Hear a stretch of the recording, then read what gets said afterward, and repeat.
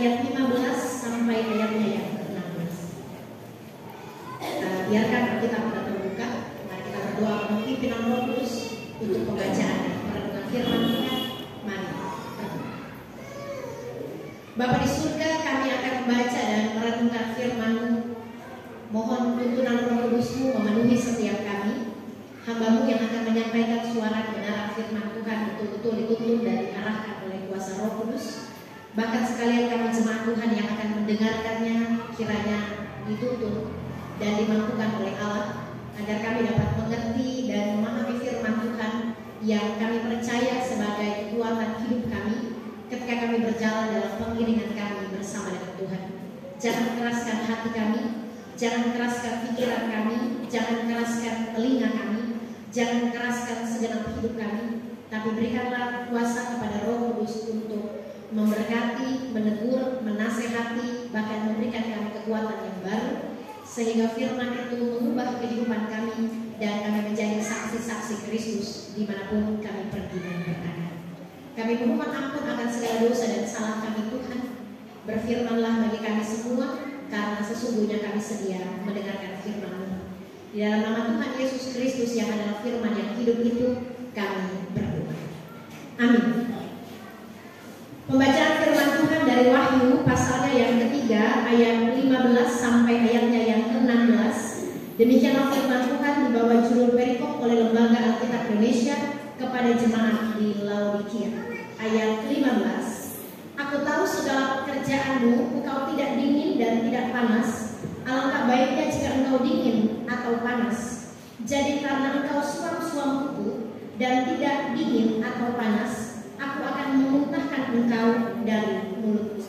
Yang dikatakan berbahagia adalah kita semua yang membaca, kita semua yang mendengarkan, dan kita semua yang pada akhirnya menjadi pelaku-pelaku firman Tuhan. Haleluya.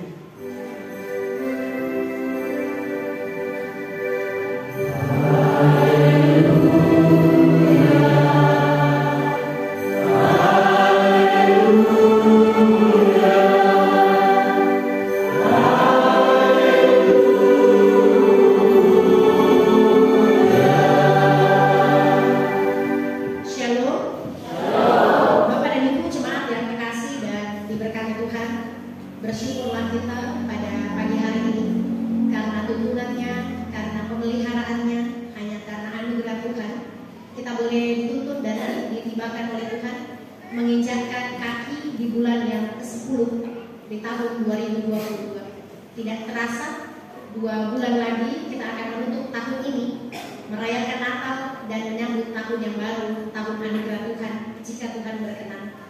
Mudah-mudahan kita semua sehat, kita semua diberkati Tuhan, penuh dengan kerukunan dan kedamaian, sehingga menyongsong perayaan Natal dan Tahun Baru, Tuhan memimpin kita dan kita bersukacita merayakan suasana bahagia itu. Dan kita bersyukur kepada Tuhan di hari ini kekuatan dan kesehatan yang Tuhan anugerahkan bagi kita boleh bersama-sama berhimpun dalam persekutuan yang bersyukur dan memuji Tuhan. Kiranya ibadah ini bukan hanya sekedar kebiasaan, rutinitas, hanya karena kita orang Kristen maka kita orang beribadah, tetapi ibadah ini adalah sebuah passion atau kecintaan kita kepada Tuhan, sehingga ketika kita pulang dari tempat ini diharapkan kita menjadi orang yang berbeda ketika kita datang, karena kita pulang diisi oleh sukacita dalam persekutuan ibadah. Bapak dan Ibu jemaat yang dikasih dan diberkati Tuhan, saya mengawali renungan ini dengan sebuah pertanyaan Bapak Ibu yang jawab dalam hati masing-masing. Bapak dan Ibu atau anak-anak muda yang pernah menyatakan cinta, ada tiga respon orang ketika mereka menyatakan cinta untuk orang lain. Menyatakan cinta atau menyatakan sikap atau menyatakan perhatian kepada orang-orang yang disukai. Ketika kita menyatakan cinta, respon yang pertama adalah diterima, puji Tuhan. Respon yang kedua adalah ditolak. Dan respon yang ketiga adalah ditolak, tidak, diterima, tidak. Kira-kira Bapak dan Ibu ketika menyatakan cinta atau menyatakan sikap terhadap orang lain, diterima, ditolak, atau ditolak tidak, diterima tidak. Lebih berbahagia bagi kita ketika kita nyatakan cinta diterima, puji Tuhan. Atau ketika kita menyatakan cinta, satu kali ditolak, saya tidak suka mana, lebih baik daripada ditolak tidak, diterima tidak. PHP DP jadi pemberi harapan palsu, ditolak seperti tidak, diterima juga tidak. Jadi PHP pemberi harapan palsu. Dan hari ini kita belajar jemaat di Laodikia. Ini adalah tulisan yang dituliskan oleh Yohanes berdasarkan wahyu atau penglihatan Yohanes di Pulau Patmos. Ada 7 jemaat yang dinasehati oleh Yohanes. Ada jemaat di Pergamus, Tiatira, Sardis, Philadelphia, Laodikia, Smyrna, Efesus. Dan ketujuh jemaat, ada 7 jemaat, 6 jemaat semua dipuji oleh Yohanes. Hanya jemaat di Laodikia yang tidak sama sekali dipuji oleh Yohanes. Bahkan ayat 15 dan 16 sesuai dengan pembacaan firman Tuhan bagi kita di hari ini, bahwa jemaat di Laodikia suam-suam kuku, hangat-hangat kuku, atau bahasa lumutnya lau-lau, panas tidak, dingin tidak, diterima tidak, ditolak tidak. PHP jemaat Laodikia memberikan harapan palsu kepada Tuhan ketika mereka beriman kepada Yesus Kristus. Jemaat Laodikia digambarkan sebagai jemaat yang suam-suam kuku, atau dalam bahasa asli istilah suam-suam kuku dari bahasa Yunani adalah kliaros, hangat-hangat kuku, tidak panas, tidak dingin, tidak panas, lau-lau. Kalau rasa air dia lau-lau. Metaforsisnya adalah setengah hati, tanpa semangat, dan keadaan seperti mati suri. Ada mata air, namanya mata air Kolose. Dia adalah sumber air dingin.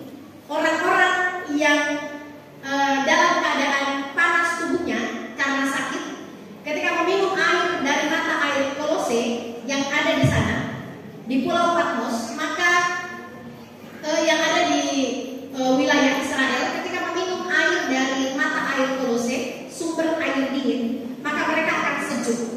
Tetapi mata air Hierapolis adalah persediaan sumber air panas, sehingga untuk menghangatkan badan dari keadaan cuaca yang panas, maka mereka harus meminum dari mata air Hierapolis. Nah, mata air Hierapolis ada di sini, Laodikia ada di sini. Jadi sumber mata air itu mengalir dari Hierapolis, mengalir ke Laodikia. Sampai di Laodikia dia sudah tidak lagi panas. Sumber air panas mengalir sampai ke Laodikia sudah suam-suam kuku. Itu gambarannya yang dijelaskan oleh Yohanes, bagaimana ternyata jemaat Laodikia mewakili perjalanan sumber mata air panas dari Hierapolis. Jemaat di Laodikia suam-suam kuku, tidak panas, tidak dingin, tidak semangat, seperti mati suri. Ada tetapi tidak ada, hidup tetapi tidak hidup, kelihatan tetapi tidak kelihatan. Itu yang ditegur oleh Yohanes dalam penglihatannya di Pulau Patmos kepada jemaat di Laodikia. Sanksinya di ayatnya yang ke-16, jadi karena engkau suam-suam kuku, tidak dingin atau panas, aku akan memuntahkan engkau. Dalam bahasa asli kata dimuntahkan adalah emeo, yang artinya ditolak atau tidak diterima oleh Tuhan. Jemaat di Laodikia sekalipun melayani pada saat itu, tetapi karena mereka tidak panas, tidak dingin, suam-suam kuku, lau-lau, hangat-hangat kuku, Tuhan sendirilah yang menolak dan tidak menerima jemaat di Laodikia. Lalu apa pesan firman Tuhan yang dijelaskan melalui pembacaan firman Tuhan hari ini? Kita dinasihatkan, kita diingatkan, kita ditegur dan diarahkan oleh firman Tuhan bahwa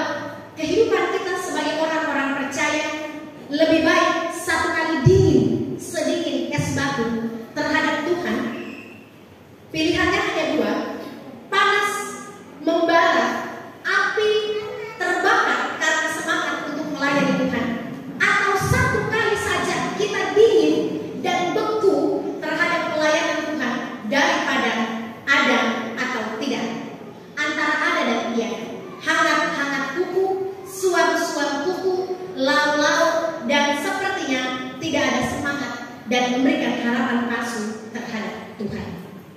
Manusia boleh didustai dengan kehangatan kuku kita, tapi Tuhan berkata, engkau akan dimuntahkan, ditolak oleh Tuhan dan tidak diterima oleh Tuhan. Mungkin saja dalam persekutuan jemaat pada pagi hari ini ada kita yang suam-suam kuku, ada kita yang kliaros, kelihatannya hangat, kelihatannya panas karena kita orang-orang Kristen, tetapi kita ternyata setengah dingin, setengah panas. Dibilang panas tidak, dibilang dingin tidak. Kita munafik jadi orang Kristen. Kelihatannya mengaku Kristen karena KTP kita Kristen, tetapi ternyata kita tidak mencerminkan terang kemuliaan Kristus. Hanya KTP berlandaskan KTP Kristen, tetapi ucapan kita, perkataan kita, perbuatan kita, pikiran kita, bahkan seluruh kehidupan kita, kita bawa menjadi orang yang setengah Kristen, setengah tidak Kristen. Pengkhianatan terbesar dan lebih berharga adalah satu kali kita jadi orang dingin. Dingin itu dalam pengertian sama sekali tidak percaya dan mengenal Kristus. Satu kali berbalik belakang, tidak lagi jadi orang Kristen. Dingin, satu kali dingin, seperti mata air Kolose. Atau kalau memang mau panas, panas sekalian, mendidih semangat, mendidih rasa juang kita untuk mempertahankan iman dan kebenaran dalam persekutuan iman dan keluarga. Jangan jadi orang yang panas-panas, kuku, hangat-hangat kuku, suam-suam kuku, dan lau-lau. Kemana air mengalir, di situ air mengalir. Kemana angin bertiup, di situ bendera tertiup. Kemana angin bertiup, ikut ke sana. Kemana angin bertiup, bendera ikut bertiup. Maka tidak ada kekuatan iman bagi kita. Kemana air mengalir, di situ air mengalir. Sekalipun harus melawan arus, tapi ikan itu berjuang. Ikan yang hidup adalah mereka yang berjuang melawan arus, tapi ikan yang mati mengikuti kemana arus pergi.